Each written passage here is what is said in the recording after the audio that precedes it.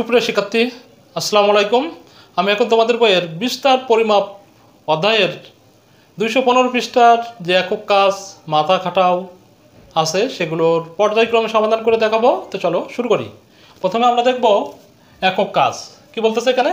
তোমার পরিবারের সদস্যদের উচ্চতা সেন্টিমিটার বা ইঞ্চিতে পরিমাপ করে প্রাপ্ত উপাত্তের পরিসর নির্ণয় করো। ঠিক আছে, তো এটা সমাধান আমরা দেখব।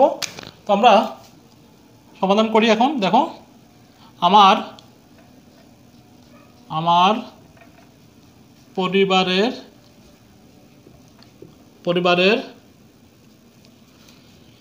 6 জন, সাপোজ আমার পরিবারের 6 জন সদস্য আছে। ঠিক আছে, আমার পরিবারের 6 জন সদস্যের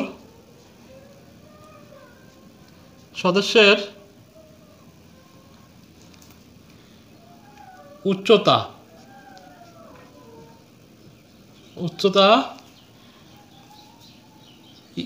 যথাক্রমে, ঠিক আছে, যথাক্রমে কিসের প্রকাশ আমি ইঞ্চিতে নিয়েছি। ঠিক আছে, তো সাপোজ আমরা লিখলাম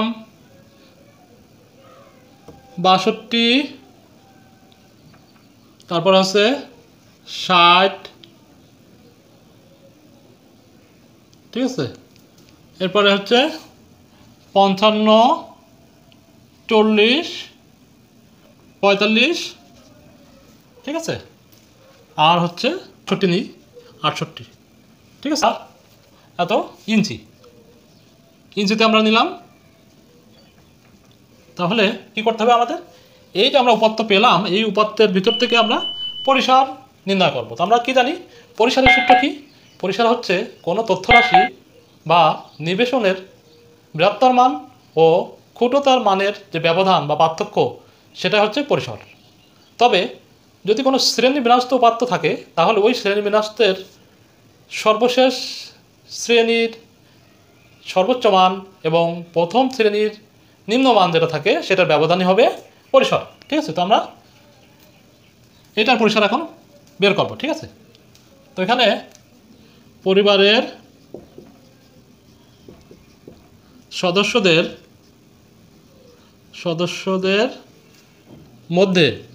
মধ্যে সর্বোচ্চ উচ্চতা কত? দেখো, এর ভিতরে আমরা পেয়েছি সবচেয়ে বেশি আছে 68 কি ইঞ্চি, ঠিক আছে, 68 ইঞ্চি। আচ্ছা, আবার পরিবারের সদস্যদের মধ্যে সর্বনিম্ন, ঠিক আছে, সর্বনিম্ন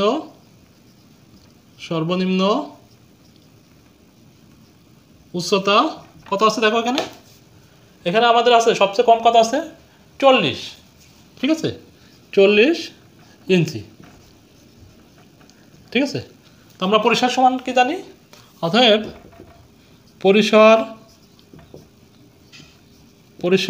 আর, ঠিক আছে, পরিসরকে আর দ্বারা প্রকাশ করা হয়। ঠিক আছে, পরিসর আর ইকুয়াল টু আমরা কি পাবো? সর্বোচ্চ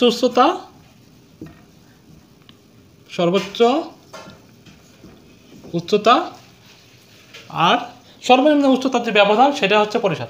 তো এখানে সর্বনিম্ন উচ্চতা, ঠিক আছে, সর্বনিম্ন উচ্চতা। আচ্ছা, এখন দেখো মানগুলো বসাই দিয়ে আমরা সর্বোচ্চ উচ্চতা কত পাইছি? 68 ইঞ্চি, ঠিক আছে। আচ্ছা, মাইনাস সর্বনিম্ন উচ্চতা কত? 40 ইঞ্চি, ঠিক আছে, ইঞ্চি লিখে দিলাম এখানে। তাহলে এই দুটো থেকে আমরা যদি বিয়োগ করি তাহলে কত পাবো? 8, আর এখানে হচ্ছে 2, এত ইঞ্চি। তো আমরা আমার পরিবারের সদস্যের যে পরিসর, সেটা আমরা কিন্তু 28 ইঞ্চি বের করলাম। এটাই আমাদের এই একক কাজের সমাধান। তোমরা এখানে নিজেদের ইচ্ছা মতো লিখবে। তোমার পরিবারের সদস্য সংখ্যা যদি আরও বেশি হয়, নো প্রবলেম, 8 জন হতে পারে, আবার 3 জন হতে পারে, 4 জন হতে পারে। তো আমরা ইঞ্চিতে লিখতে পারি, আবার সেন্টিমিটারও কিন্তু লিখে সমাধান করতে পারি। যেভাবেই লিখি না কেন, দেখবা যে সবচেয়ে বড় কোন মানটা আছে সেটা, আর সবচেয়ে ছোটো যে মানটা আছে, এই দুটার পার্থক্য বা ব্যবধানই হবে পরিসর। তো আশা করি তোমরা বুঝতে পেরেছো। এখন আমি পরিসর সর্বদাই ধনাত্মক কেন, এটার সমাধানটা দেখাবো। আমরা জানি পরিসর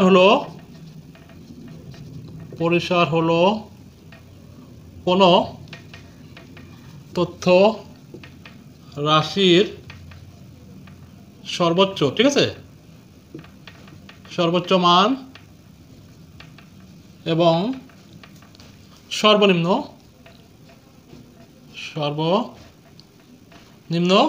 মানের ব্যবধান, ঠিক আছে, মানের ব্যবধান বা পার্থক্য, ঠিক আছে। যেমন কি লিখতে পারি আমরা,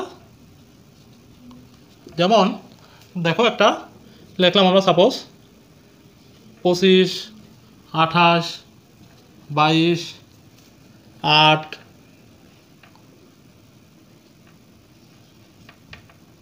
কত, এখানে যেগুলো একটা লিখলে হবে। এখানে সাপোজ আমরা 15 লিখলাম, 15 তথ্য রাশির সর্বোচ্চ মান কত, সর্বোচ্চ মান দেখো এর ভিতর কত, 28, এবং সর্বনিম্ন মান কত আছে, সর্বনিম্ন মান 8, ঠিক আছে। অতএব পরিসর কী হবে, পরিসর সমান সমান কী লিখতে পারি আমরা, সর্বোচ্চ মান মাইনাস সর্বনিম্ন মান, ঠিক আছে, সর্বনিম্ন মান। দেখো সর্বোচ্চ মান কত, 28, 28 মাইনাস সর্বনিম্ন মান কত, 8, এখানে সমান সমান দিলাম, ঠিক আছে। তো 28 মাইনাস 8, তার মানে আমরা কত পাচ্ছি, 20। এই পরিসরকে 8 দ্বারা প্রকাশ করা হয়, ঠিক আছে। পরিসর মানে কি, রেঞ্জ, ঠিক আছে। আচ্ছা, আমরা সকল ধনাত্মক নাম্বার নিয়ে রেজাল্টটা কী পেলাম, ধনাত্মক পেলাম। এখন আমরা কী করব, ধনাত্মক আর ঋণাত্মক মিলাই নেব, ঠিক আছে। আবার যদি আমরা নিই -20, 10, 5, 8, 50, ঠিক আছে, তথ্য রাশির, আচ্ছা, এবং দিই, লাস্টেরটা এবং দিতে হয়, এবং 50 তথ্য রাশির সর্বোচ্চ মান কত, সর্বোচ্চ মান সমান সমান এইটার ভিতরে সর্বোচ্চ মান কত, দেখো 50, এবং সর্বনিম্ন মান কত, এখানে সর্বনিম্ন -20, ঠিক আছে, এবং সর্বনিম্ন মান হচ্ছে -20। অতএব পরিসরকে কী দ্বারা প্রকাশ করা হয়, আর দিতে পারি আমরা, আর ইকুয়াল টু কী হবে, সর্বোচ্চ মান বিয়োগ সর্বনিম্ন মান, ঠিক আছে, সর্বোচ্চ মান মাইনাস সর্বনিম্ন মান, ঠিক আছে। এখন দেখো সর্বোচ্চ মান এখানে কত, সর্বোচ্চ মান এখানে হচ্ছে 50 লিখলাম, আর মাইনাস কিন্তু এই যে বিয়োগ, এটা মাইনাস, ঠিক আছে, মাইনাস কী হবে, আমাদের সর্বনিম্ন মান কত পেয়েছি, -20, সর্বনিম্ন মান কত, এখানে -20, ঠিক আছে। তো আমি এটা কিন্তু সূত্রের মাইনাস, আর আমাদের সর্বনিম্ন মান যেটা, সেটা -20। এখন যদি দুইটা বিয়োগ করি তাহলে কী পাবো আমরা, দেখো 50, এই মাইনাসে মাইনাস কী হয়ে যাবে, আমাদের প্লাস হয়ে যাবে, +20, তার মানে আমরা কত পাচ্ছি, 70। তো দেখো আমরা এখানে কি করলাম, ঋণাত্মক এবং ধনাত্মক মান নিয়ে দেখলাম, সেটাও আমাদের পরিসরের রেজাল্টটা আসতেছে, এটা কি ধনাত্মক মান, এটা তো ঋণাত্মক আসেনি, -চিহ্ন আসেনি, তাই না। আচ্ছা, এখন আমরা কি করব, এখন দেখো, এখন সবগুলো আমরা ঋণাত্মক তথ্য নেব, ঠিক আছে। তো দেখো -10, -20, -25, -80, ঠিক আছে, এবং মাইনাস রাখ দিলাম মাইনাস কত, সাপোজ 40 তথ্য রাশি নিয়েছি, সবগুলো মান কিন্তু আমরা ঋণাত্মক মান নিয়েছি, ঠিক আছে। তো এখানে